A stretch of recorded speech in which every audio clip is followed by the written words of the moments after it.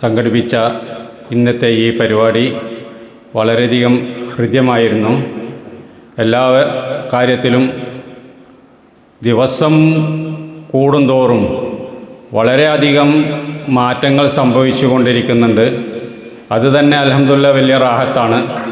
അതിന് ഞാൻ അള്ളാഹുവിനെ ആദ്യമായി സ്തുതിക്കുന്നു.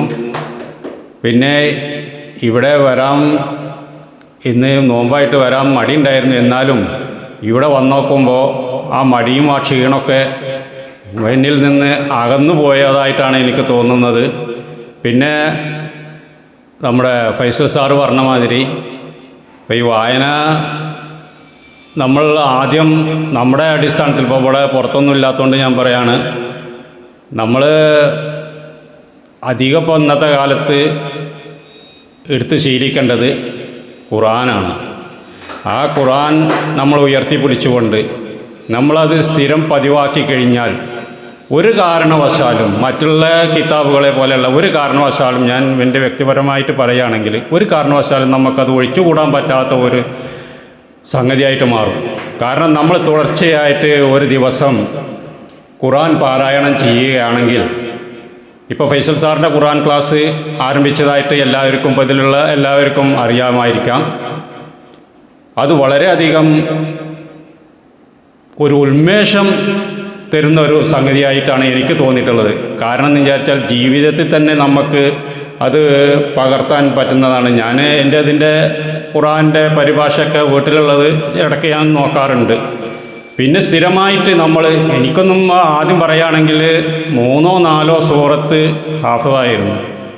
ഇപ്പോൾ അൽഹംദുലില്ലാഹ് തുടർച്ചയായിട്ട് ഞാനത് കണ്ടിന്യൂ ആയിട്ട് അതിലേക്ക് പ്രവേശിച്ചതിൻ്റെ അടിസ്ഥാനത്തിൽ, അതായത് നമുക്കിപ്പോൾ ഇതൊക്കെ നിസ്സാരമാണ്. കാരണം എന്ന് വിചാരിച്ചാൽ നമ്മളിപ്പോൾ ഒരു ദിവസത്തിൽ കാലത്ത് എല്ലാവരും എണീക്കുന്നവരാണ്.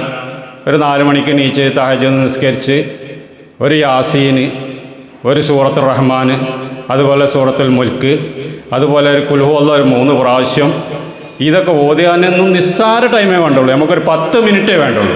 അത് നമ്മൾ ഉപകാരപ്പെടുത്തിയാൽ നമ്മൾ ജീവിതത്തിൽ തന്നെ വളരെയധികം മാറ്റങ്ങൾ സംഭവിക്കുന്നു എന്നുള്ള കാര്യത്തിൽ യാതൊരു സംശയമില്ല. കാരണം എൻ്റെ അനുഭവമാണ് ഞാൻ പറയുന്നത്.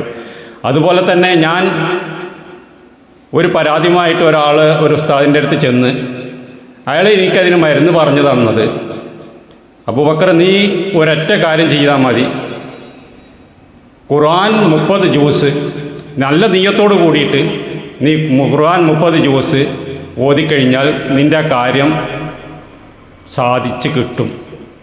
പറഞ്ഞ പോലെ തന്നെ ഞാൻ അൽഹംദുലില്ലാഹ് നല്ല നിയ്യത്തോട് കൂടിയിട്ട് ഖുർആൻ ഓതാൻ തുടങ്ങി.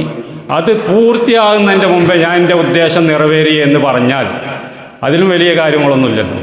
അപ്പോൾ എന്താണെന്ന് വിചാരിച്ചാൽ നമ്മൾ എപ്പോഴും ഖുർആനെ മുറുകെ പിടിച്ചുകൊണ്ട് മുന്നോട്ട് പോകാൻ നമുക്കെല്ലാവർക്കും തൗഫീക്ക് ചെയ്യട്ടെ.